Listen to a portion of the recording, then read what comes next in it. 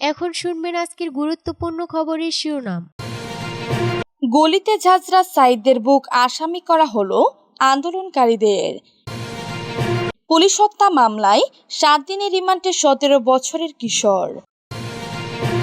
জামায়াতকে নিয়ে বিএনপির জাতীয় ঐক্যের আহ্বান, কি ভাবছে বাম দলগুলো?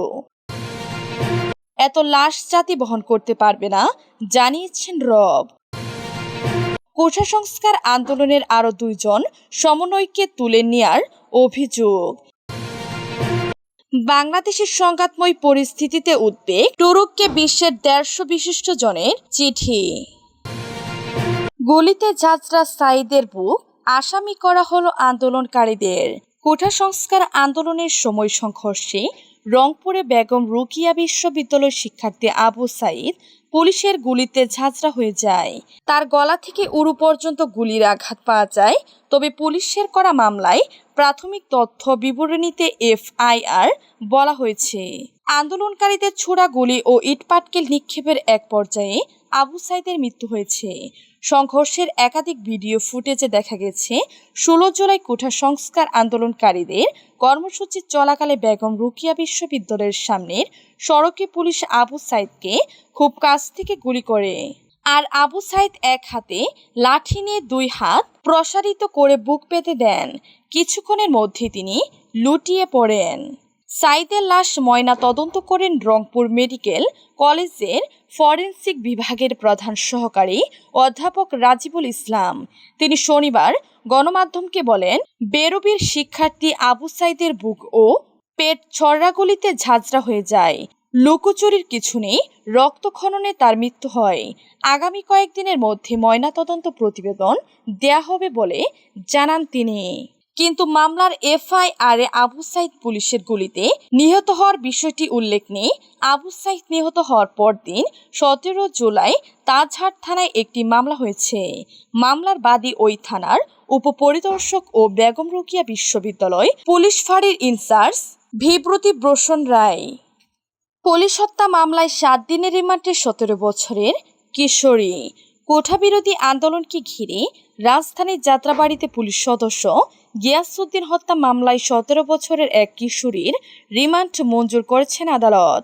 শনিবার ডেমরা থানা ছাত্রদলের আহ্বায়ক মাসুদ রানা সহ 7 জনের 7 দিন করে রিমান্ড মঞ্জুর করেন মহানগর হাকিম শান্তা আক্তার।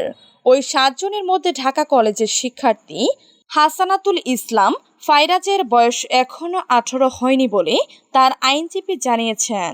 ফাইয়াজের আইনজীবী মোহাম্মদ মুসাহিদুল ইসলাম আদালতের রিমান্ডের বিরোধিতা করে জামিন চেয়েছিলেন। ফাইয়াজকে শিশু দাবি করে রিমান্ডে না পাঠানোর আর্জি জানিয়েছিলেন, কিন্তু শুনানি শেষে মহানগর হাকিম শান্তা আক্তার জামিন নাকচ করে ফাইয়াজকে রিমান্ডে পাঠানোর আদেশ দেন। আইনজীবী মুজাহিদুল বলেন, কোনো মামলাতেই শিশুকে পুলিশ রিমান্ডে নেওয়ার কোনো সুযোগ নেই। তাকে আসামি বলা যায় না, বলতে হয় আইনি সঙ্গে সংঘাতে আসা শিশু। জামায়াতকে নিয়ে বিএনপির জাতীয় ঐক্যের আহ্বান, কি ভাবছে বাম দলগুলো? জামায়াতে ইসলামী সহ সরকার বিরোধী সব দল নিয়ে অভিন্ন কর্মসূচির মাধ্যমে ঐক্যবদ্ধভাবে মাঠে নামার কথা ভাবছে বিএনপি। তবে এই ঐক্যের আহ্বান নিয়ে ভিন্নমত রয়েছে কয়েকটি দলের। বিশেষ করে জামায়াতে ইসলামকে সঙ্গে নিয়ে ঐক্যের বিষয়ে বামপন্থী কয়েকটি দল আরও সময় দিতে চাইছে। বিএনপির একাধিক দায়িত্বশীল নেতা জানান, 7 জানুয়ারি দ্বাদশ জাতীয় সংসদ নির্বাচনের আগে বিরোধী রাজনৈতিক দলগুলোর মধ্যে একটা ঐক্য হয়ে আছে। বৃহত্তর পরিসরে এই ঐক্য গঠনের আগে থেকে কাজ চলছে। এর মধ্যে কোটা সংস্কারের দাবিতে শিক্ষার্থীদের আন্দোলন ও উদ্বৃত্ত পরিস্থিতি ঐক্য গঠনের সঠিক সময় হিসাবে মনে হয়েছে। বিএনপি সূত্রে জানা গেছে, গণতন্ত্র মঞ্চের 4 দল, 12 দলীয় জোটের 12 জন, জাতীয়তাবাদী সমমনা জোটের 11 দল, গণতান্ত্রিক বাম ঐক্যের 4টি দল, গণ Odhikar Parishad, LDP, Gano Forum, people's party, Nepal party সহ যুগপন্থা আন্দোলনে থাকা 39 রাজনৈতিক দল জাতীয় ঐক্য থাকবে। আন্দোলনে থাকা 39 রাজনৈতিক দল জাতীয় ঐক্য থাকবে। এর বাইরে জামায়াত ইসলামেও ঐক্য থাকছে। তবে জামায়াতকে সঙ্গে নিয়ে ঐক্যের বিষয়ে গণতন্ত্র মঞ্চে থাকা 2টি দল আরও সময় নিতে চাইছে। এছাড়া চরমোনাই পীরের দল ইসলামী আন্দোলন, ববি হাজ্জাজের এনডিএম সহ আরও 15টি রাজনৈতিক দলকে পাশে চাইছে বিএনপি। জামায়াতকে নিয়ে বিএনপির জাতীয় ঐক্যের আহ্বান, কি ভাবছে বাম দলগুলো? জামায়াতে ইসলামী সহ সরকারি বিরোধী সব দল নিয়ে অভিন্ন কর্মসূচির মাধ্যমে ঐক্যবদ্ধভাবে মাঠে নামার কথা ভাবছে বিএনপি। তবে এই ঐক্যের আহ্বান নিয়ে ভিন্নমত রয়েছে কয়েকটি দলের। বিশেষ করে জামায়াত ইসলামকে সঙ্গে নিয়ে ঐক্যের বিষয়ে বামপন্থী কয়েকটি দল আরও সময় নিতে চাইছে। বিএনপির একাধিক দায়িত্বশীল নেতা জানান, 7 জানুয়ারি দ্বাদশ জাতীয় সংসদ নির্বাচনের আগে বিরোধী রাজনৈতিক দলগুলোর মধ্যে একটা ঐক্য হয়ে এত লাশ জাতি বহন করতে পারবে না, জানিয়েছেন রব। জাতীয় সমাজতান্ত্রিক দলের জেএসডি সভাপতি আসম আব্দুল রব ফাইল ছবি, নির্বিচারে মানুষ হত্যার চিত্র প্রতি মুহূর্তে উন্মোচিত হচ্ছে। এত লাশ জাতি বহন করতে পারবে না এই হত্যাকাণ্ডের খতিয়ান প্রকাশে জাতিসংঘের প্রতিনিধি সহ তদন্ত কমিশন গঠনের দাবি জানিয়ে জেএসডি সভাপতি আসম আব্দুল রব গণমাধ্যমকে বিবৃতি দিয়েছেন। তিনি বলেন, সবার আগে প্রয়োজন কতজন ছাত্র, শিশু, কিশোর, পুলিশ ও অন্যান্য বাহিনীর সদস্য নিহত হয়েছে তা নিশ্চিত করা। কতজন ছাত্র জনতা নিহত হয়েছে এবং সারা দেশে কতজন গুলিবিদ্ধ হয়েছে তা বিবরণ প্রকাশ করা। 2, বাসাবাড়িতে কতজন শিশু কিশোর গুলিতে নিহত হয়েছে তা সুনির্দিষ্টকরণ। 3, হাসপাতালগুলোতে কতজনের মৃত্যু হয়েছে, কতজন চিকিৎসাধীন তা নিশ্চিত করা। শটগান বা রাবার বুলেটে কতজনের চোখ বিনষ্ট হওয়ার ঝুঁকিতে রয়েছে তার সংখ্যা প্রকাশ করা।